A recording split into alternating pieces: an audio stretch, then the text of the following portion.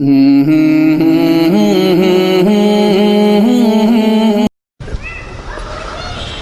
اللہ الرحمن الرحیم الحمد للہ وکفا وسلام علی عبادہ الذین اصطفیٰ اما بعد اعوذ باللہ من الشیطان الرجیم بسم اللہ الرحمن الرحیم یوم لا ینفع مال ولا بنون الا من اتی اللہ بقلب سلیم سبحان ربک رب العزت عما یصفون وسلام علی المرسلین والحمد للہ رب العالمین اللہم صلی علی سیدنا محمد وعلی آل سیدنا محمد وبارک وسلم اللہم صلی علی سیدنا محمد وعلی آل سیدنا محمد وبارک وسلم اللہم صلی علی سیدنا محمد وعلی آل سیدنا محمد وبارک وسلم۔ کسی اعلان کرنے والے نے اعلان کیا کہ فلاں برادرم شفیق صاحب جو ہے تعارف بیان کریں، جو آدمی مٹی سے بنا ہو اور مرنے کے بعد مٹی میں ملنے والا ہو اور انجام کا پتہ نہ ہو، جو مٹی سے بنا اور مرنے کے بعد مٹی میں ملنے والا ہے اور انجام کا پتہ نہیں کہ کس پہلو پہ موت آئے، اس کا کیا تعارف؟ اصل تو یہ ہے کہ ہم سب کے سب جنت میں جمع ہوں، اللہ کی رضا ہم سب کو نصیب ہو جائے تو ہم کامیاب ہیں، تو ہم قابل تعریف ہیں۔ اور اگر معاملہ جو ہے شک والا ہو، تشویش والا ہو، پریشانی والا ہو، تو ایسے بندے کا کیا تعارف اور کیا تعریف؟ اصل تعریف تو اللہ کو سزاوار ہے۔ اس عاجز نے آپ کے سامنے قرآن پاک کی ایک آیت پڑھی۔ اللہ فرماتے ہیں یوم لا ینفع مال ولا بنون الا من اتی اللہ بقلب سلیم۔ قیامت کے دن نہ مال کام آئے گا، نہ اولاد کام آئے گی، ہاں مگر وہ دل کام آئے گا جو سنورا ہوا ہوگا، جو اللہ کی محبت میں تڑپتا ہوا ہوگا، اللہ کی محبت میں دھڑکتا ہوا ہوگا۔ اللہ پاک نے انسان کو مختلف اعضاء کا مجموعہ بنایا، اس میں ہر عضو کو اللہ پاک نے کوئی ایک ورک دیا ہے۔ مثلا پیروں کا عمل ہے چلنا، پیر چلنے کا کام کرتے ہیں۔ ہاتھوں کا عمل ہے پکڑنا، چھونا، یہ پکڑنے چھونے کا کام کرتے ہیں۔ زبان کا عمل ہے بولنا، آنکھ کا عمل ہے دیکھنا، کان کا عمل ہے سننا۔ اسی طرح ایک دل بنایا، اس دل کا کام ہے محبت کرنا۔ دل محبت کرتا ہے، دل بحر محبت ہے، محبت یہ کرے گا، لاکھ اس کو بچا تو یہ کسی پر تو مرے گا۔ دل میں اللہ پاک نے جذبات ہی ایسے رکھے ہیں کہ اس کے اندر چپکنے کی صلاحیت ہے، اس کے اندر تڑپنے کا گر ہے، یہ کسی نہ کسی پر، کسی نہ کسی کی ذات سے تعلق رکھتا ہے۔ اللہ پاک نے فرمایا کہ تم مجھ سے محبت کرو، مجھ سے محبت کرو۔ تو محبت کی ذات جو ہے حقیقت میں محبت جس سے کی جائے تو قابل محبت ذات وہ اللہ کی ذات ہے۔ جیسے اللہ پاک نے پورے جسم کے اندر جو مختلف اعضاء رکھے ہیں، دو عضو بڑے عجیب ہیں، ایک ہے دماغ اور ایک ہے دل۔ اللہ پاک نے جو برین بنایا، دماغ بنایا، اس کو معرفت کا برتن بنایا ہے، اس کو علم کا برتن بنایا، اور جو دل ہے اس کو جذبات کا برتن بنایا۔ اس لحاظ سے جتنی جذبات اٹھتے ہیں وہ دل کے اندر اٹھتے ہیں۔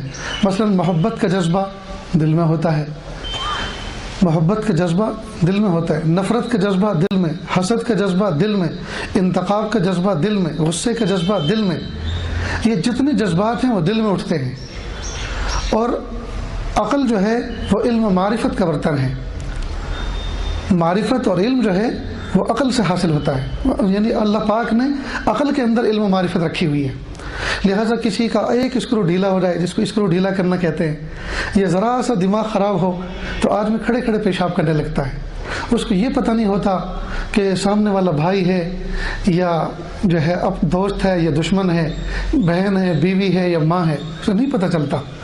یہ ساری کی ساری جو تمیز ہوتی ہے کہ یہ بہن ہے، یہ بیوی ہے، یہ ماں ہے، یہ بھائی ہے، یہ دوست ہے، یہ اپنا ہے، یہ پرایا ہے، یہ عقل سے ہوتی ہے۔ تو اللہ پاک نے عقل کو علم و معرفت کا برتن بنایا اور دل کو جذبات کا برتن بنایا، دل کو جذبات کا۔ لیکن دل کو جو ہے اللہ پاک نے پورے جسم کے اندر صدر کی حیثیت عطا فرمائی۔ عقل اس کی خادم ہے اور دل اس سلطنت جسم کا بادشاہ ہے، اور بادشاہ کا مقام ہمیشہ خادموں سے بلندی ہوا کرتا ہے۔ اللہ پاک نے قرآن پاک میں فرمایا یوم لا ینفع مال ولا بنون الا من اتى اللہ بقلب سلیم، قیامت کے دن نہ مال کام آئے گا نہ اولاد کام آئے گی، ہاں مگر وہ دل کام آئے گا جو اللہ کی محبت میں تڑپتا ہوگا، دھڑکتا ہوگا، اور جس کو سنوارا ہوگا، جس کو بنایا ہوگا، جس کو قلب سلیم بنایا ہوگا۔ عجیب بات ہے دوستو، ہم جس بیڈ روم میں رہتے ہیں، جس سٹنگ روم میں بیٹھتے ہیں، روزانہ اس کی 2 مرتبہ صفائی ہوتی ہے۔ گندے روم کے اندر ہم بیٹھنا پسند نہیں کرتے، کسی کو بلانا پسند نہیں کرتے۔ جب گندے روم کے اندر ہم بیٹھنا پسند نہیں کرتے، کسی اپنے نیئر ڈیئر کو بلانا پسند نہیں کرتے، تو اللہ تعالیٰ گندے دل کے اندر اپنی رحمت کے نزول کے ساتھ آنا کیسے پسند فرماتے ہوں گے۔ یاجز ایک مثال دیا کرتا ہے کہ دودھ والا دودھ بیچنا آتا ہے، میلا برتن گندا برتن لے کر اگر دودھ لینے کے لیے جائیں تو وہ دیکھ کر منع کرتا ہے، کہتا ہے جی یا تو برتن چینج کر کے لاؤ یا اس کو دھو کر لاؤ، یہ کلین نہیں ہے، اس میں دودھ خراب ہو جائے گا۔ ہم گندے برتن کے اندر دودھ نہیں دیا کرتے۔ جب دودھ والا گندے برتن کے اندر دودھ نہیں دیا کرتا تو گندے دل کے اندر اللہ کی محبت کا نور بھی نہیں ملا کرتا۔ دل تو واقعی بنایا اللہ پاک نے اپنی محبت و معرفت کے لیے، لیکن ہم نے اس میں پتہ نہیں کیا کیا چیزیں جو ہے بٹھا رکھی ہیں۔ یہ جو آج کل کی محبتیں ہیں، جو آج کل نوجوان بچے ٹیکسٹ میسج پاس کرتے ہیں اور دنیا جہان کے جھوٹے سچے وعدے کرتے ہیں، جی ہم آپ کے لیے ستارے توڑ کے لا دیں گے اور آپ کے لیے پل کے بچھا کے رکھی ہیں اور آپ کے لیے جو ہے ہم راتوں کو روتے ہیں اور دن میں جاگتے ہیں، سب بیکار کی باتیں ہیں، یہ سب دھوکہ ہے۔ سچی محبت تو اللہ کی محبت ہے۔ جس دن یہ نصیب ہو جائے گی، جس دن اللہ کی محبت کی چنگاری دل کے اندر روشن ہو جائے گی، اس دن ساری چیز ہیچ نظر آئے گی۔ اس لیے دوستوں، بچیوں، نوجوان بچوں، اللہ پاک نے آپ کو پھول جیسی جوانی عطا فرمائی ہے، اور اللہ پاک کو جوانی کی عبادتیں پسند ہیں، اللہ کو جوانی کے سجدے پسند ہیں، اللہ کو جوانی کی تلاوت پسند ہے، اللہ کو جوانی کی خدمات پسند ہے۔ اللہ پاک نے آپ کو زندگی کا قیمتی اور پرائم ٹائم عطا فرمایا ہے۔ حدیث پاک میں ہے، اللہ کے محبوب صلی اللہ علیہ وسلم فرمایا نعمتان مغبون فیہما کثیر من الناس، 2 نعمتیں ایسی ہیں جس کے بارے میں اکثر لوگ دھوکہ کھائے ہوئے ہیں، الصحت والفراغ۔ 2 نعمتیں کون سی؟ ایک صحت و تندرستی اور دوسری فراغت، یعنی ہمارے اوپر کسی کا بوجھ نہ ہو، ہمارے ماں باپ ہم سے مطالبہ نہ کرتا ہوں بہت ہو گیا بس پڑھ لیے اب ہمیں کما کے لا کے دو۔ شاید ہم میں سے کوئی بچہ بچی ایسا نہیں ہے جس کے ماں باپ یہ کہتا ہو کہ بھائی ہم تھک چکے ہیں تمہیں پڑھا کہ تم کما کے لا کے دو۔ تو اللہ پاک نے فراغت بھی دے رکھی ہے اور اللہ رب العزت نے صحت سے بھی نوازا ہے۔ شاید ہی کوئی بچہ ایسا ہو جو بیماری میں جکڑا ہوا ہو، کسی مرض میں پھنسا ہوا ہو، اللہ پاک نے سب کو صحت عطا فرمائی۔ تو یہ 2 نعمتیں ایسی ہیں اس کے بارے میں اکثر لوگ دھوکہ کھائے ہوئے ہیں، یعنی ان نعمتوں سے فائدہ نہیں اٹھا رہے، ان نعمتوں کے بارے میں دھوکہ کھائے ہوئے ہیں اور سوچتے ہیں کہ ابھی بہت ٹائم ہے، ابھی تو بہت بعد میں کچھ کیا جا سکتا ہے۔ نہیں، اس کے بعد وقت نکل جائے گا، پھر ذمہ داریاں آ جائیں گی، پھر دوسرے مسائل آپ کو گھیر لیں گے، پھر دوسری ذمہ داریاں آپ کو جکڑ لیں گی، پھر آپ اس طرح سے کھلے دلے انداز سے کوئی کام نہیں کر سکیں گے اللہ کی محبت کا، معرفت کا، اللہ کی طاعت و عبادت کا۔ اللہ پاک نے مجھے اور آپ کو جب اس دنیا میں پیدا فرمایا، یہ دنیا دارالاسباب ہے، یہاں ہر چیز کسی نہ کسی سبب کے ساتھ جڑی ہوئی ہے۔ دیکھو اتنے سارے بچے بچیوں میں مجھے آواز پہنچانی ہے، تو اگر اس ساؤنڈ سسٹم کو بند کر دیا جائے تو شاید میری آواز ناکافی ہوگی آخر تک پہنچنے میں۔ یہ کہ تھوڑی دیر تک پہنچے گی تو بعد میں میری بیٹری لو ہو جائے گی کہ میں آپ کو نہیں جو ہے فالو کر سکوں گا، دور تک آواز نہیں پہنچا سکوں گا۔ تو آواز کو لاؤڈ کرنے کے لیے، دور تک پہنچانے کے لیے یہ ساؤنڈ سسٹم وجود میں آیا۔ تو آواز کو آگے تک پہنچانے کے لیے سبب کیا ہے؟ Sound, mic system. اسی طرح اللہ رب العزت نے دنیا کو دارالاسباب بنایا اور ہر بندے کے لیے ہر چیز کو ایک سبب کے طور پہ جوڑ دیا۔ مثلا آپ کو سایہ چاہیے تو آپ شیڈ ڈالیں، آپ شامیانہ لگائیں، آپ کوئی درخت لگائیں، تو ان چیزوں کو سائے کے لیے ذریعہ بنا دیا۔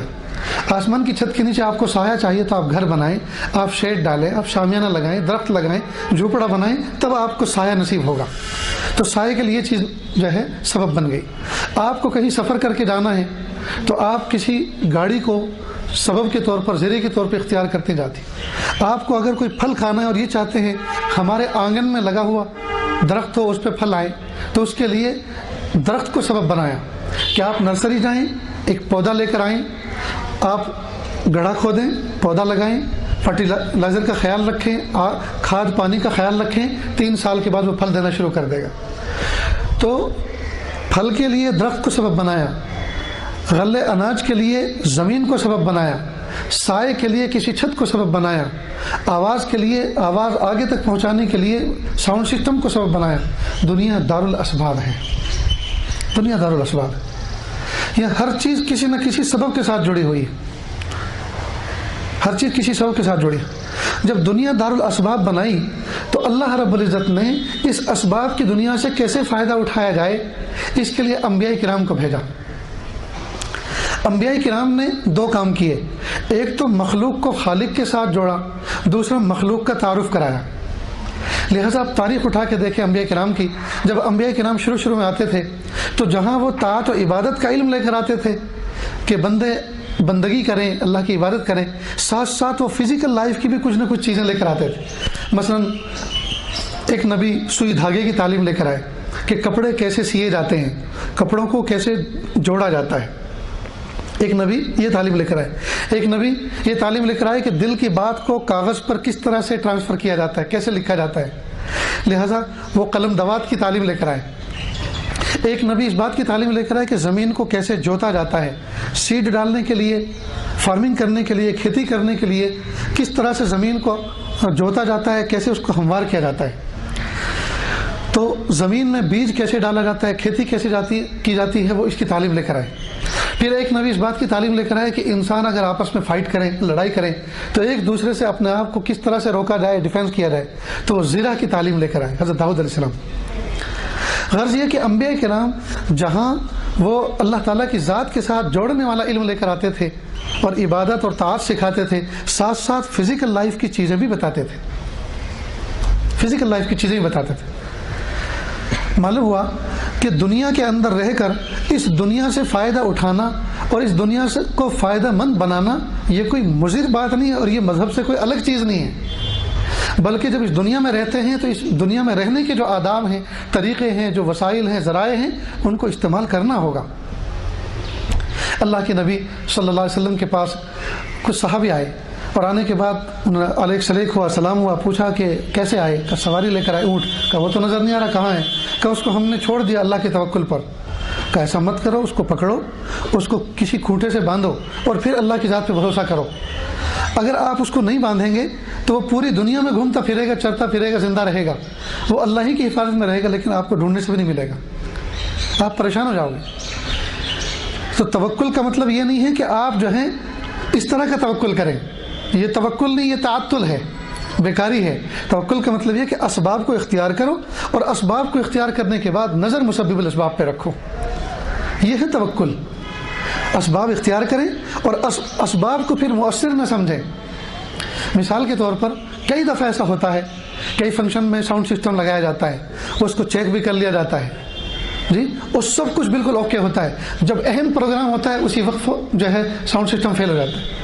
अब वो स्विच देख रहा है, लाइट देख रहा है और प्लग देख रहा है, बार बार उसको डाल रहा है, निकाल रहा है, सब कुछ कर रहे हैं और समझ नहीं आती कि ये क्या। और जहाँ बयान ख़त्म हुआ, अहम प्रोग्राम ख़त्म हुआ, फिर चालू हो जाता है। ये क्या है? ये सब मिन जानिबिल्लाह हुआ करता है। कई मतलब असबाब के एतबार से बिल्कुल ओके, सब कुछ बिल्कुल ठीक, लेकिन कोई ना कोई ऐसी चीज़ पेश आ जाती है जिसकी वजह से फेल हो जाता है। इसलिए हज़रत अली रज़ी अल्लाह तआला ने फरमाया, अरफ़्तु रब्बी बिफ़स्क़िल अज़ाइम, मैंने अपने रब को पहचाना इरादों के टूट जाने से। मैंने अपने रब को पहचाना इरादों के टूट जाने से। का क्या मतलब?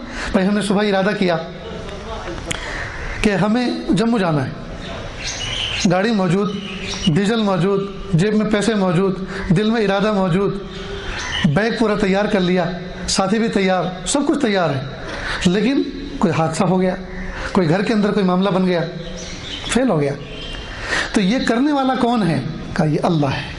अरफ़्तु रब्बी बिफ़स्क़िल अज़ाइम, मैंने अपने रब को पहचाना इरादों के टूट जाने से।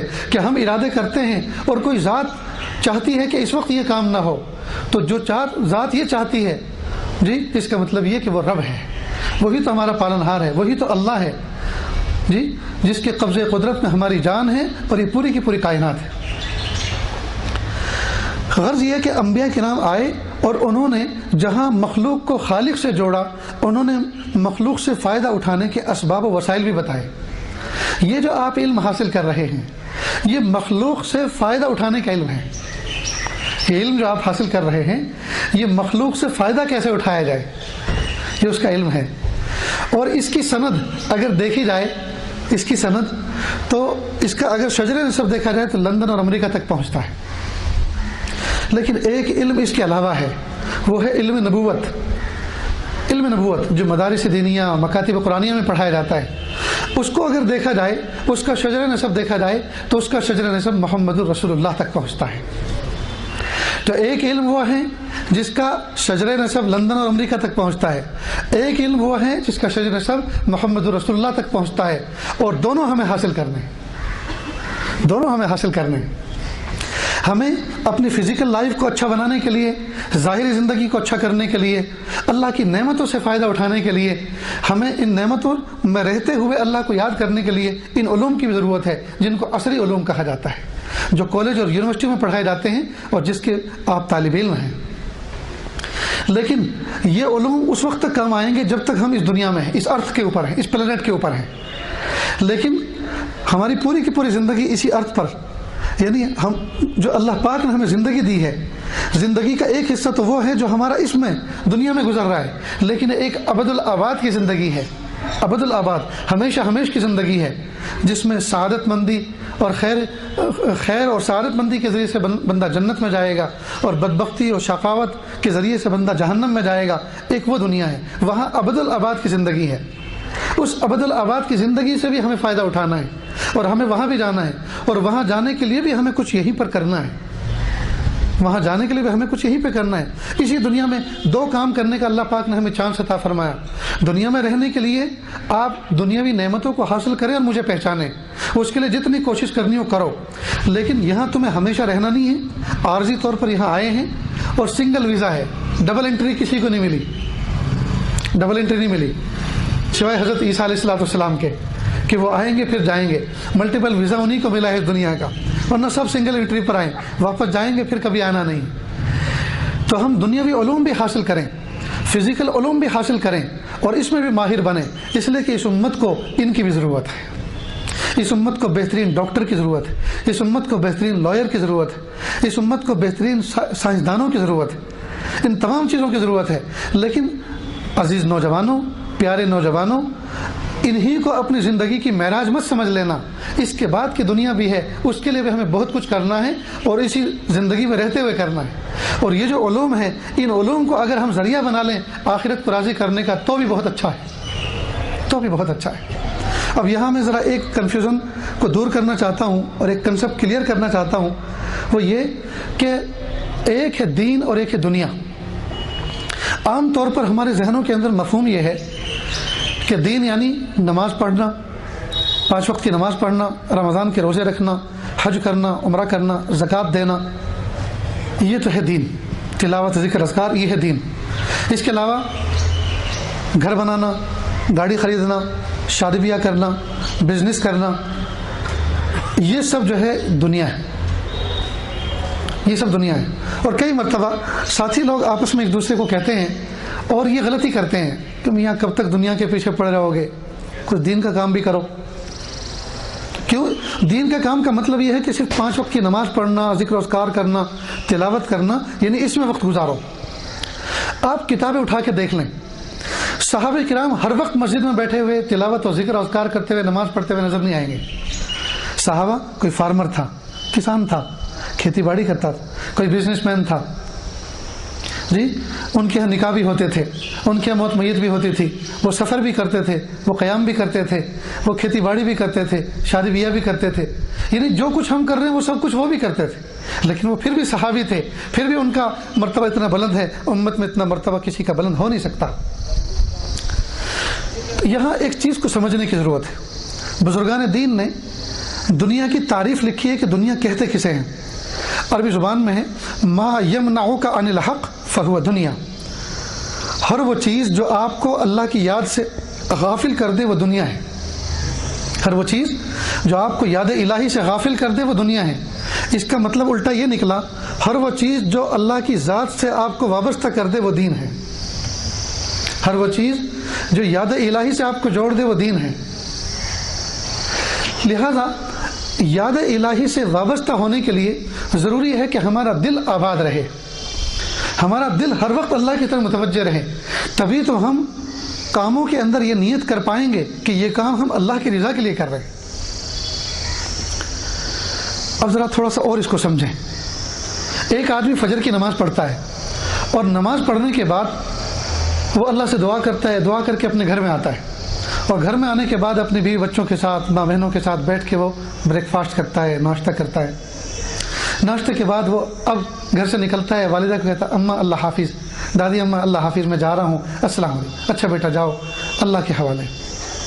اب وہ گھر سے نکلتا ہے اور بازار میں جا کر کسی ریڑھے پر کیلے سبزی رکھ کر جو ہے اب گلی گلی کوچے کوچے آواز لگاتا ہے، سبزی لے لو سبزی، کیلے لے لو کیلے۔ اب یہ جو صدا لگا رہا ہے نا، سبزی لے لو سبزی، کیلے لے لو کیلے، اس کو اس صدا لگانے پر اللہ پاک اس طرح سے اجر عطا فرمائیں گے جس طرح مسجد میں بیٹھنے والے شخص کو سبحان اللہ الحمدللہ کی تسبیح پڑھنے پر اجر عطا فرماتے ہیں۔ کیوں عطا فرمائیں گے اس کو سمجھیں۔ جس طرح اللہ پاک نے تسبیح پڑھنے، عبادت کرنے کا حکم دیا ہے، اسی طرح اللہ پاک نے رزق حلال کمانے کا بھی حکم دیا ہے۔ تو حکم میں دونوں برابر، آرڈر نماز کا بھی ہے، آرڈر رزق حلال کا بھی ہے۔ نماز کے آرڈر کو ہم نے عبادت سمجھا، لیکن رزق حلال کمانے کے آرڈر کو ہم نے عبادت نہیں سمجھا، اس کو دنیا سمجھا ہے۔ اس تھنک پوائنٹ کو بدلنے کی ضرورت ہے۔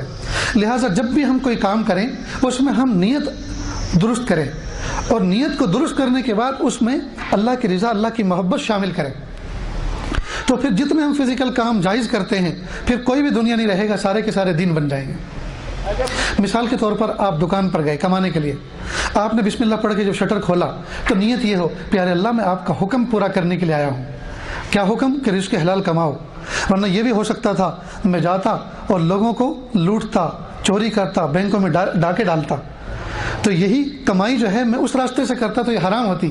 یہ اللہ آپ نے حلال کمائی کمانے کا حکم دیا ہے، اس لیے میں نے یہ دکان ڈالی ہے، اس لیے میں نے یہ شاپ ڈالی ہے، اس لیے میں نے یہ کارخانہ جوائن کیا ہے، اس لیے میں نے یہ جاب جوائن کیا ہے۔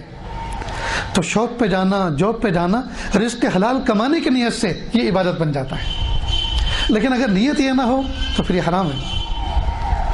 اسی طرح اور بہت ساری چیزیں ایسی ہیں جن کو اگر ہم زندگی میں اپنائیں، زندگی میں لائیں، تو ہماری زندگی میں آپ کو پھر غور کریں گے تو پتہ چلے گا کہ واقعی دنیا تو کچھ بھی نہیں ہے، سراپا ہماری زندگی دین ہی دین ہے۔ مثال کے طور پر نوجوان بچے صبح صبح ایکسرسائز کرتے ہیں، بہت سو کے گھروں میں ٹریڈ مل رکھی ہوئی ہے، بہت سے جو ہے وہ کسی کینال کے کنارے پر یا روڈ کے کنارے پر جاگنگ کرتے ہیں۔ اب یہ جو ایکسرسائز کرتے ہیں، دوڑتے ہیں، اب اس میں نیت ان کی کچھ نہیں ہوتی، اور کئی مرتبہ نیت حرام ہوتی ہے۔ حرام نیت یہ کہ ہمیں کوئی دیکھ لے، ہم پہ کوئی فدا ہو جائے، یہ حرام نیت ہے، یہ حرام نیت۔ لیکن اگر نیت یہ کرے پیارے اللہ یہ میں ایکسرسائز اس لیے کر رہا ہوں کہ صحت مند مومن، قوی مومن آپ کے نزدیک فضیلت والا ہے کمزور مومن کے مقابلے میں، تو میں ایک صحت مند مومن بننا چاہتا ہوں، اس لیے ایکسرسائز کر رہا ہوں۔ اب اس نیت پر آپ کو اجر ملے گا اللہ کی طرف سے۔ دوسری نیت، پیارے اللہ ایکسرسائز اس لیے کر رہا ہوں جب میں کبھی حج پہ جاؤں گا تو میں پیدل حج کروں گا، کہ مکہ مکرمہ سے مینا، مینا سے عرفات، عرفات سے مزدلفہ، مزدلفہ سے مینا، مینا سے مکہ، یہ حج کے جو 5 دن ہیں۔ ویسے تو پوری دنیا سے شاید ہی پیدل حج بند ہو چکے ہیں، انٹرنیشنل قانون بن چکے ہیں، جو ہے سیکورٹی کا مسئلہ ہوتا ہے، لیکن مکہ مکرمہ میں جا کر آپ پیدل حج کر سکتے ہیں۔ اب پیدل حج کی بڑی فضیلت ہے، تو اس لیے آپ ایکسرسائز کریں، اس میں نیت کریں کہ اللہ میں طاقتور ہو جاؤں، صحت مند ہو جاؤں تو میں پیدل حج کروں گا۔ تیسری نیت، پیارے اللہ میں اس لیے ایکسرسائز کر رہا ہوں کسی پر اگر ظلم ہوتا ہوگا تو میں اپنی قوت کی بنیاد پر اس کو ظلم سے روک سکوں گا، اور ظلم سے روک کر میں ظالم کی بھی مدد کروں گا اور مظلوم کی مدد کروں گا۔ اپنی اس طاقت سے میں ظالم کی مدد کروں گا اور مظلوم کی مدد کروں گا۔ ظالم کی مدد اس طرح کہ اس کو ظلم سے روکوں گا، اور مظلوم کی مدد اس طرح کہ اس کو ظلم سے بچاؤں گا۔ اب آپ نے یہ نیت کی، اب آپ جس وقت جا رہے ہیں دوڑنے کے لیے، ایکسرسائز کے لیے، راستے میں نیت کی کہ اگر راستے میں کوئی اہل ایمان مل جائے گا، اب ماشاءاللہ یہاں تو اہل ایمان ہی ہے، میں ان کو سلام کروں گا خندہ پیشانی سے۔ جب 2 مومن ملتے ہیں اور کوئی مومن خندہ پیشانی سے دوسرے کو سلام کرتا ہے، اللہ نے اس کی مغفرت کا وعدہ فرمایا۔ تو میں خندہ پیشانی سے سلام کروں گا. راستے میں کوئی راستہ بھٹکا ہوا مل جائے گا تو اس کی رہنمائی کروں گا. کسی کو ہیلپ کی ضرورت ہوگی تو اس کی ہیلپ کر دوں گا. اب آپ اتنی ساری نیتوں کے ساتھ ایکسرسائز پہ نکلے. زندگی میں آپ کو موقع نہ ملا کہ آپ پیدل حج کرتے. زندگی میں آپ کو کوئی بھٹکا ہوا نہ ملتا کہ آپ اس کی رہنمائی کرتے. زندگی میں آپ کے سامنے کسی کی لڑائی ہوتے ہوئے آپ کو نہ نظر آئی کہ آپ اس کی مدد کرتے. لیکن آپ کو اجر ضرور ملے گا. آپ نے نیتیں جو کی تھی, آپ نے نیتیں کی تھی. تو آپ یہ جو علوم سیکھ رہے ہیں, یہ جو فنون سیکھ رہے ہیں, تو آپ اس میں نیت کریں کہ پیارے اللہ رزق حلال کمائیں گے, حرام سے بچیں گے, اور رزق حلال کو اتنا ڈیولپ کریں گے کہ ہم خود بھی اس سے کمائیں گے اور ہمارے ذریعے سے نہ جانے کتنے سارے لوگ ہمارے ساتھ شامل ہوں گے. ایک ملک میں ہمارے ایک رشتہ دار رہتے ہیں. اس عاجز نے ان سے پوچھا, فوراً میں ہم گئے, کہ بھائی جان آپ کا کام کیا ہے, یعنی آپ کی معیشت کیا ہے؟ وہ فرمانے لگے کل 9 بجے ہمیں ساتھ چلنا ہے, پھر میں آپ کو بتاؤں گا. تو ان کی ٹیکسٹائل مل ہے, اس میں تقریباً 300 مزدور کام کرتے ہیں. کہ یہ ٹیکسٹائل مل ہے اور اس میں 300 مزدور کام کرتے ہیں اور 24 گھنٹے یہ چلتی ہے. جب مہینے کی 30 تاریخ ہوتی ہے اور تنخواہ دی جاتی ہے, سیلری دی جاتی ہے لیبر کو, تو میں ادھر کرسٹل کے آفس میں بیٹھ کر ٹکٹکی باندھ کے ان کو دیکھتا رہتا ہوں اور اللہ سے دعا کرتا ہوں, پیارے اللہ رزق دینے کا وعدہ تو آپ نے کیا ہے, لیکن یہ دنیا دارالاسباب ہے. آپ نے میری اس فیکٹری کو, میری اس مل کو ذریعہ اور واسطہ بنا کر ان کو رزق حلال دیا ہے. پیارے اللہ میں آپ سے بھیک مانگتا ہوں کہ آپ اس ذریعے کو ختم مت کر دینا. میرے ہاتھوں کو ہمیشہ, میری نسلوں کے ہاتھوں کو ہمیشہ لوگوں تک رزق پہنچانے کا جو آپ کا وعدہ ہے وہاں تک پہنچانے کا ہمیشہ ذریعہ بنا کے قبول فرما دیجیے. مثال کے طور پہ آپ کے یہاں مہمان آیا تو دوپہر کا کھانا آپ کے گھر اس نے کھایا, تو دوپہر کا کھانا تو اللہ پاک نے اس کو دینے کا وعدہ فرما رکھا ہے. اگر آپ نہیں کھلائیں گے تو کوئی ہوٹل والا کھلائے گا, وہ ہوٹل پہ جائے گا وہاں کھائے گا, یا کسی اور کے یہاں جائے گا وہ کھلائے گا. اللہ اس کو بھوکا نہیں رکھیں گے, اس کو دیں گے, اس لیے کہ وعدہ ہے. اب اگر آپ کے یہاں کھا رہا ہے تو آپ خوش ہو جائیے کہ اللہ کا شکر ہے کہ اس بندے کی رزق کا وعدہ آج اللہ پاک نے میرے ہاتھوں سے پورا کرا دیا, میرے ہاتھوں سے پورا کرا دیا. تو آپ جو فنون سیکھ رہے ہیں اس میں نیت کریں, پیارے اللہ آپ ہمیں ان فنون کے اندر ماہر بنائیے. ہم کوئی فیکٹری ڈالیں, کوئی فرم ڈالیں, کوئی کمپنی بنائیں اور رزق حلال اس کے ذریعے سے حاصل کریں, اور ہماری کمپنی اتنی بڑی ہو, ہماری فیکٹری اتنی بڑی ہو, ہماری جاب لائن اتنی بڑی ہو کہ اس میں امت کے نہ جانے کتنے سارے افراد سما سکیں تاکہ ان کو بھی رزق حلال مل سکے. تو آپ کا یہ پڑھنا اور یہ نیت عبادت بن جائے گی, اور عبادت بنا کر اللہ تعالیٰ آپ کی ان فنون کو بھی قبول فرما لیں گے. تو آپ اپنے ذہن میں یہ ہرگز نہ رکھیں کہ بھائی دیندار تو وہ لوگ ہیں جو مسجدوں میں رہتے ہیں, نمازیں پڑھتے ہیں, تلاوت کرتے ہیں, ذکر و اذکار کرتے ہیں, قرآن و حدیث کی خدمت کرتے ہیں, دین کے راستے میں ہمیشہ چلتے ہیں, وہ دیندار ہے, اور ہم تو بس فاسق و فاجر ہیں, اور ہم تو کچھ نہیں, اپنے پیٹ کی پوجا کرنے کے لیے, اپنا پیٹ بھرنے کے لیے کچھ محنتیں کر رہے ہیں. نہیں, نروس ہونے کی ضرورت نہیں ہے. اللہ پاک نے آپ کو جو علم اور اللہ پاک نے آپ کو جو فن دیا ہے, آپ اس کے ذریعے سے بھی اللہ کا قرب حاصل کر سکتے ہیں. اللہ تعالیٰ تک پہنچنے کے لیے کوئی ون وے نہیں ہے کہ اللہ پاک نے صرف ایک ہی راستہ بنایا کہ آپ عبادت کے ذریعے سے میرے پاس آئیں. نہیں, اللہ تعالیٰ کا قرب حاصل کرنے کے لیے بہت سارے راستے ہیں. یہ عاجز تو بلکہ یہاں تک کہا کرتا ہے ہر عبادت کے لیے نیکوکار ہونا ضروری ہے. ہر عبادت کے لیے نیکوکار ہونا ضروری ہے, نیک اور پرہیزگار ہونا ضروری ہے. لیکن استغفار اور توبہ ایک ایسی عبادت ہے, اس کے لیے گنہگار ہونا ضروری ہے. اس کا مطلب کیا نکلا کہ اللہ پاک نے اپنے گنہگار بندوں کو بھی محروم نہیں فرمایا. اگر وہ یہ چاہتے ہیں کہ میرا قرب حاصل کریں, میرے قریب آئیں, میرے پاس آئیں, اگر وہ یہ چاہتے ہیں تو اللہ پاک نے ان کے لیے بھی ایک اسپیشل ونڈو بنائی ہے. ایسا لگتا ہے جیسے ریلوے اسٹیشن پر جاتے ہیں یا کسی ایسے آفس میں جاتے ہیں جہاں مختلف ونڈوز ہوتی ہیں تاکہ کراؤڈ نہ ہو, ایک ہی جگہ پہ لائن نہ ہو, جمگھٹا نہ ہو, بھیڑ نہ ہو, تو وہ الگ الگ ونڈو بنا دیتے ہیں اور کئی مرتبہ اس کو تقسیم کر دیتے ہیں. Window for handicap, window for women, window for boys, window for girl, اس طرح سے ان پہ لکھ دیتے ہیں. ایسا لگتا ہے اللہ پاک نے اپنے قرب اور اپنی محبت و معرفت کے لیے ونڈوز بنائی ہیں. ونڈو فار صلاۃ, ونڈو فار زکوٰۃ, ونڈو فار تلاوت ذکر و اذکار, ونڈو فار استغفار. یہ ونڈو کس کے لیے ہیں؟ توبہ کرنے والوں کے لیے, معافی مانگنے والوں کے لیے.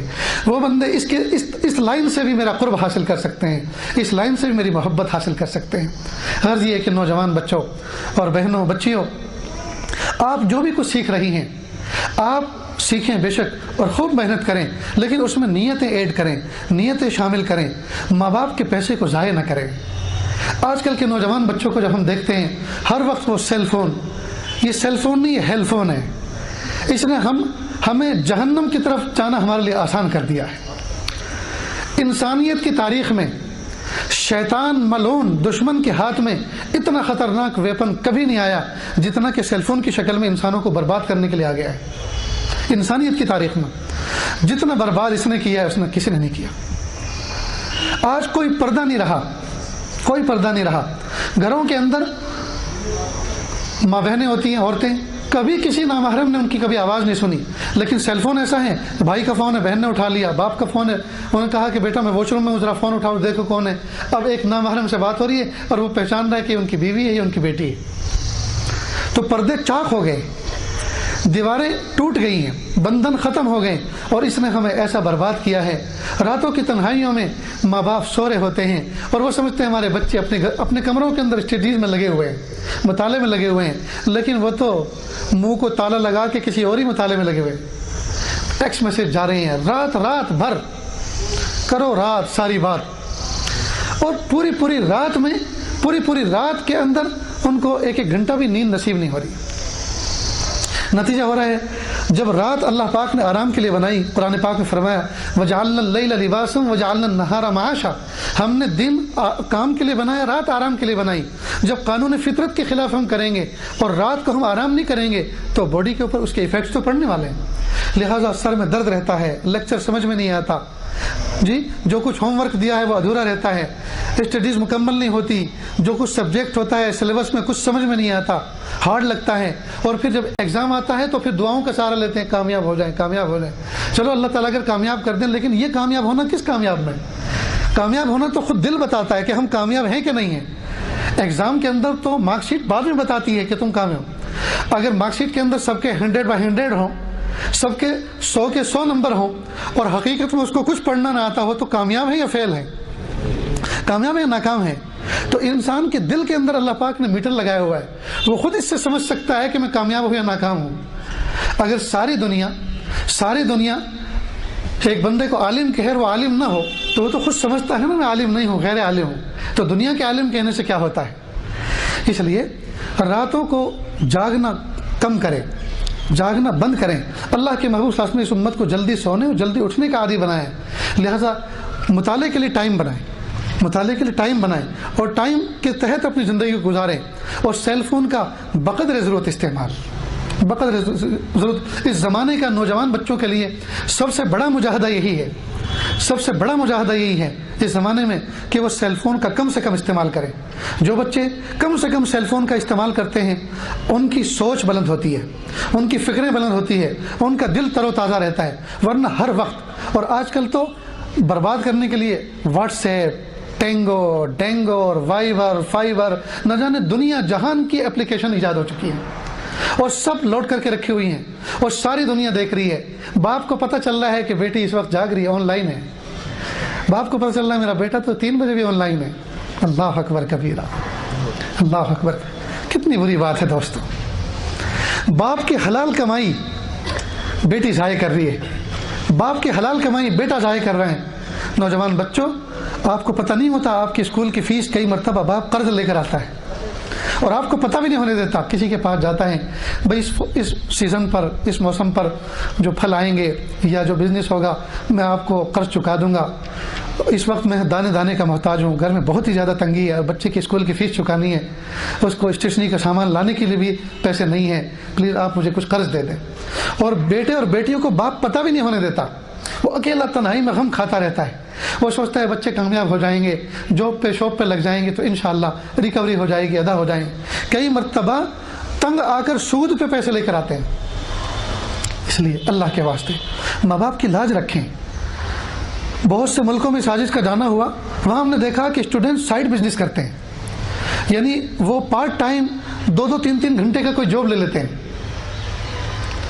اور اس کے ذریعے سے جو کمائی آتی ہے وہ باپ کی ہیلپ کرتے ہیں. ابو کہتے ہیں ابو آپ ہماری فکر نہ کریں، آپ بالکل ہماری فکر نہ کریں، ہم خود کر لیں گے.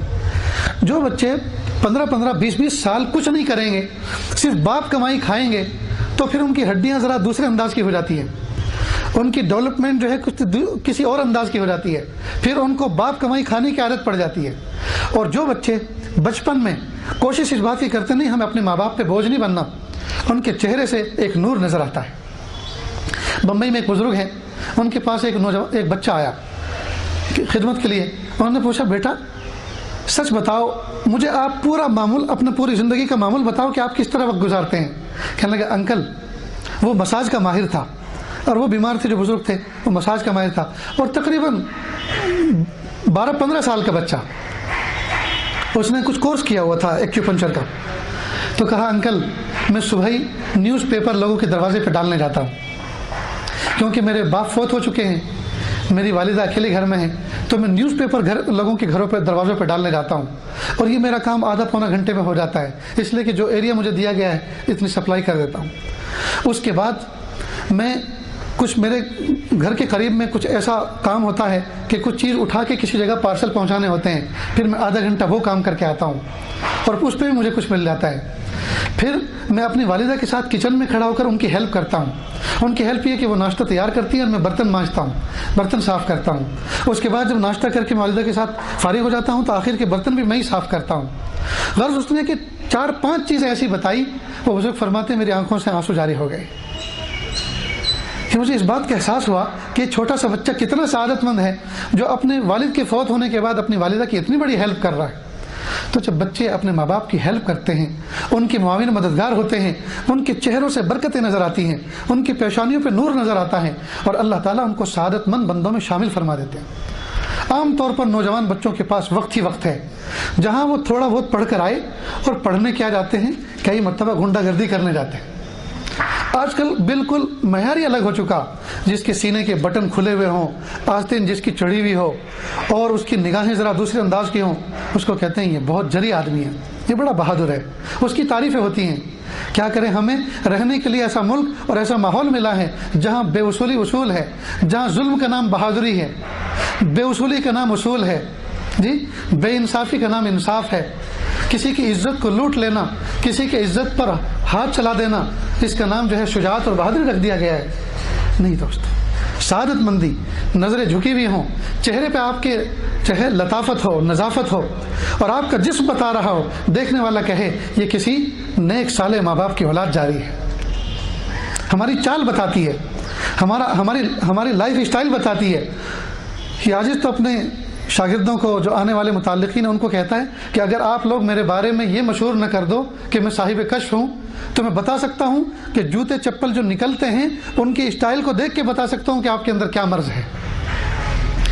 جوتے بتاتے ہیں، ایک سائلنٹ لینگویج ہوتی ہے، جوتے بتاتے ہیں کہ یہ جوتے پہننے والا آدمی کس ذوق کا ہے، اس کے نکالنے کی اسٹائل یہ بتاتی ہے کہ اس کا مزاج کس طرح کا ہے۔ جس طرح سے ڈاکٹر چہرے کے آثار کو دیکھ کر بتا دیتے ہیں کہ بیماری کس نوعیت کی ہے، اسی طرح اللہ والوں کو اللہ پاک نے ایک فضل کے ساتھ یہ چیز دی ہوئی ہوتی ہے، یہ شعور دیا ہوا ہوتا ہے کہ ان کو چونکہ تربیت کرنی ہوتی ہے اپنے متعلقین کی، مریدین کی، اپنے شاگردوں کی، تو ان کی تربیت کرتے ہیں۔ تو ہم اپنی لائف اسٹائل بدلیں، اپنے انداز بدلیں، شریفانہ، شریروں کے زمرے سے نکل کر شریفوں کے زمرے میں اپنے آپ کو داخل کریں، اپنی نگاہوں کو جھکا ہوا رکھیں۔ جہاں ہماری کوئی بہن سامنے نظر آئے تو ہم اس سے، وہ ہم سے اگر پردہ نہ کرے تو ہم اس سے پردہ کر لیں۔ دل کا پردہ، نگاہوں کا پردہ، سوچ کا پردہ، نظافت۔ بچیوں سے میں درخواست کروں گا، بیٹیوں، چہرے کے اوپر کریم پاؤڈر لگانے سے چہرے خوبصورت نہیں ہوا کرتے، چہرے وہ خوبصورت ہوا کرتے ہیں جس کے اوپر حیا ہو۔ سیاہی اور سرما لگانے سے آنکھیں خوبصورت نہیں ہوا کرتی، آنکھیں وہ خوبصورت ہوتی ہیں جن کے اندر حیا کا کاجل لگا ہوا ہو۔ اونچی ہل والی سینڈل اور جوتی پہننے سے شخصیت اونچی نہیں ہوا کرتی، شخصیت اونچی وہ ہوا کرتی ہے جس کے اندر بلند اخلاق ہوں۔ قد بلند اخلاق سے اونچا ہوا کرتا ہے۔ آنکھیں حیا کے کاجل لگانے سے خوبصورت ہوا کرتی ہیں، اور چہرے کے اوپر کریم پاؤڈر لگانے سے چہرہ خوبصورت نہیں ہوا کرتا، بلکہ اس کے اوپر اچھے اخلاق کا غازہ ملنے سے یہ چہرہ خوبصورت ہوا کرتا ہے۔ ہم اپنی عزتوں کو سودا نہ کریں، ہم اپنے کردار کا سودا نہ کریں۔ ہم انسان ہونے کے ساتھ ساتھ، اشرف المخلوق ہونے کے ساتھ ساتھ ہم اہل ایمان ہیں۔ مومن جس سے دوسرا امن میں رہے۔ اسلام اور ایمان یہ ورڈ ہی بتاتے ہیں کہ اسلام میں سلامتی ہے اور ایمان میں امن ہے۔ ہماری ذات سے ہمارا پڑوسی امن میں نہ رہے، نوجوان بچے سے کوئی بہن سلامت نہ رہے، نوجوان بہن سے کوئی بھائی سلامت نہ رہے، اس کا مطلب یہ ہے کہ ہمیں حقیقت اسلام نصیب نہیں ہوئی، حقیقت ایمان نصیب نہیں ہوئی۔ ہم بلند اخلاق کے مالک بنیں، بلند کردار کے مالک بنیں، اور ہم اللہ کی ذات کے ساتھ میں ایک اپنا تعلق قائم کریں، محبت کی ساری انرجی اللہ کی ذات کے ساتھ وابستہ کریں۔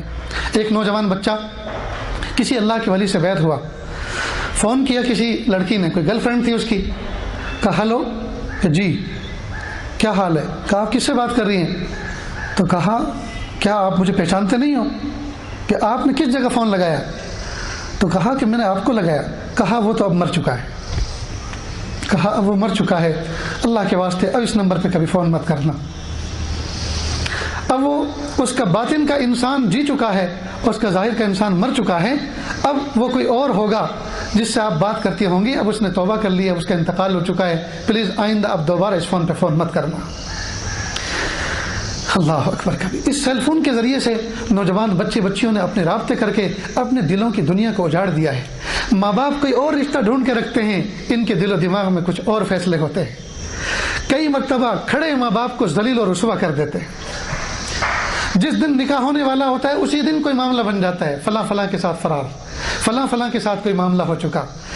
جس ماں باپ نے کڑی کمائی کما کر یا محنت اور مزدوری کر کے دو پیسے جمع کر کے بچے کو اس مقام تک پہنچایا تھا، آج اس بچے نے اس ماں باپ کی عزت کا ذرہ برابر خیال نہ کیا، اس بیٹے نے اس ماں کی اور باپ کی ذرہ برابر عزت کا خیال نہ کیا اور بھرے بازار میں رسوا کر دیا۔ اس باپ کو جو ہے باعزت باپ کو بازار میں چلنے کے قابل نہ چھوڑا۔ اس لیے دوستو یہ عشق مجازی اور یہ دنیا کی خواہ خواہ کی جو دلوں کو پریشان کرنے والی محبتیں، ان تمام چیزوں سے ذرا اوائڈ کریں، اپنے آپ کو بچائیں، اور اللہ پاک نے جو ہمیں طاقت عطا فرمائی ہے، جو قوت عطا فرمائی ہے، محبت کی جو انرجی عطا فرمائی ہے، اس کو ذات حق کے ساتھ وابستہ کریں، قرآن کے ساتھ، تلاوت کے ساتھ، ذکر کے ساتھ، اللہ کی ذات کے ساتھ، اپنے ماں باپ کے ساتھ محبت کرنے میں اس انرجی کو جو ہے صرف کریں، اور جن محبتوں کو حرام قرار دیا ہے، ناجائز قرار دیا ہے، ان سے بچیں۔ بس یہ چند باتیں غیر مرتب سی اللہ سے مانگ کر کہ نوجوان بھائیوں سے، بہنوں سے، بچیوں سے اس عاجز کو خطاب کرنا ہے، تو جو بات آپ کے لیے مناسب سمجھی اس عاجز نے آپ کے سامنے یہ امانت پہنچائی ہے، اللہ عمل کی توفیق عطا فرمائے۔ وآخر دعوانا ان الحمد للہ رب العالمین۔ دعا کر لیجیے۔ بسم اللہ الرحمن الرحیم۔ اللہم صلی علی سیدنا محمد وعلی آل سیدنا محمد وبارک وسلم۔ لا احصی ثناء علیک انت کما اثنیت علی نفسک رب اغفر وارحم وانت خیر الراحمین۔ پیارے اللہ، ہم ظاہر میں آپ کے بندے اور بندیاں ہیں، حقیقت میں نہایت گندے ہیں۔ اللہ ہمارے دلوں کی گندگی کو دور فرما، ہمیں اپنی بندگی کا سلیقہ عطا فرما، شرمندگی والے کاموں سے ہماری حفاظت فرما، برے دن سے، بری بات سے، بری رات سے، برے انجام سے ہماری حفاظت فرما، سوء خاتمہ سے ہماری حفاظت فرما۔ یا اللہ، زندگی کا قیمتی حصہ گناہوں میں گزر گیا، غفلتوں میں گزر گیا، نہ نمازوں میں سکون، نہ تلاوت کی توفیق، نہ ذکر کی توفیق۔ ہر وقت پیارے اللہ آپ کے علاوہ کا کوئی انسان دل میں سمایا ہوا ہے، آپ کے علاوہ کی محبت دل میں جاگی ہوئی ہے۔ میرے پیارے اللہ معاف کر دیجئے، معاف کر دیجئے، معاف کر دیجئے، معاف کر دیجئے، معاف کر دیجئے۔ پیاری ماں سمجھتی ہے میری بیٹی نیک ہے، میری بیٹی کا کسی سے تعلق نہیں، بیٹی اچھی طرح جانتی ہے میں کتنے پانی میں ڈوبی ہوئی ہوں، اور میں ماں کو بھی دھوکہ دے رہی ہوں، میں باپ کو بھی دھوکہ دے رہی ہوں، میں اللہ اور اس کے رسول کو بھی دھوکہ دے رہی ہوں۔ باپ سمجھتا ہے میرا بیٹا تو بہت نیک ہے، میرا بیٹا باکردار ہے، میرا بیٹا با اخلاق ہے، اور بیٹا خود جانتا ہے کہ میں کتنے پانی میں ڈوبا ہوا ہوں۔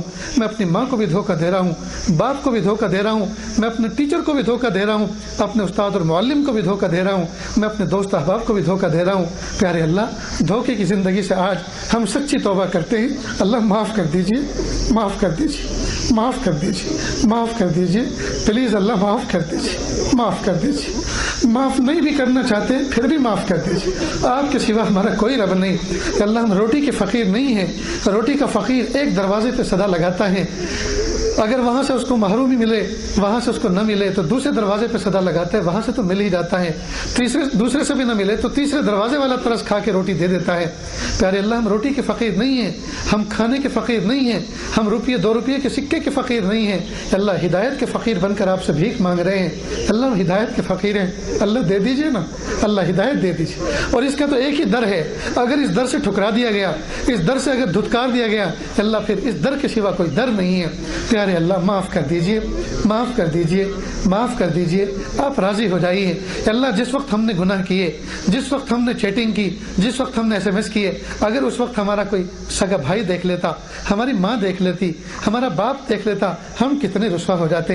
یا اللہ جو ہم ٹیکسٹ لکھتے ہیں، جو ہم میسج کرتے ہیں، یا اللہ اس کی زبان کو اگر کوئی شریف آدمی پڑھ لے یا ہمارا استاذ دیکھ لے تو اس کے سامنے میں کتنی بڑی شرمندگی ہوگی کہ تم دیکھنے میں بظاہر ایسے شریف لگتے ہو اور ایسی ایسی بات کرتے ہو، ایسے ایسے ورڈ استعمال کرتے ہو۔ پیارے اللہ دنیا میں کتنی بڑی شرمندگی ہو جائے گی۔ پیارے اللہ اگر قیامت کے دن آپ نے یہ فرمایا، اے میرے بندے، اے میری بندی، تم نے جو کچھ دنیا میں کالے کرتوت کیے، ہم نے اس کی ایک مووی بنائی ہے، تم اس بات کو پسند کرتے ہو، اس مووی کو ہم ابھی دکھا دیں اور ساری کی ساری کائنات اور مخلوق اس کو دیکھ لے، یا اس بات کو پسند کرتے ہو کہ جہنم میں چلے جاؤ؟ تو پیارے اللہ شاید ہم سب کے سب یہی کہیں گے، نہیں اللہ پلیز رہنے دیجئے، ہم جہنم میں چلے جاتے ہیں، لیکن اس مووی کو اوپن نہ کریں، اس سیکریٹ کو اوپن نہ کریں۔ وقت کے نبی دیکھیں گے تو شرمندہ ہو جائیں گے، ہماری ماں دیکھے گی، باپ دیکھے گا، بھائی اور بہن دیکھیں گے، استاذ اور معلم دیکھیں گے، دوست اور احباب دیکھیں گے، شوہر اور بیوی دیکھیں گے۔ پیارے اللہ یہ سب کے سب اگر دیکھیں گے تو مجھے بہت بڑی رسوائی اور شرمندگی ہو جائے گی۔ پیارے اللہ جہنم میں جانا مجھے گوارا ہے، لیکن یہ رسوائی گوارا نہیں ہے۔ کہ اللہ جب ہم آخرت کی رسوائی برداشت نہیں کر سکتے کہ اللہ دنیا میں ہم پھر یہ کام کیوں کر رہے ہیں؟ اللہ آپ ہمیں توفیق دے دیجئے، ہم یہ گندے کاموں سے بچ جائیں، ہم برے کاموں سے محفوظ ہو جائیں، ہم اپنے ماں باپ کی آنکھوں کا تارا بن کے زندگی گزاریں، ان کے دل کا سکون بن کے زندگی گزاریں، ماں باپ کی کانفیڈنس اور اعتماد کو کبھی ٹھیس نہ پہنچائیں۔ کہ اللہ ہمیں ایسا بنا دیجئے۔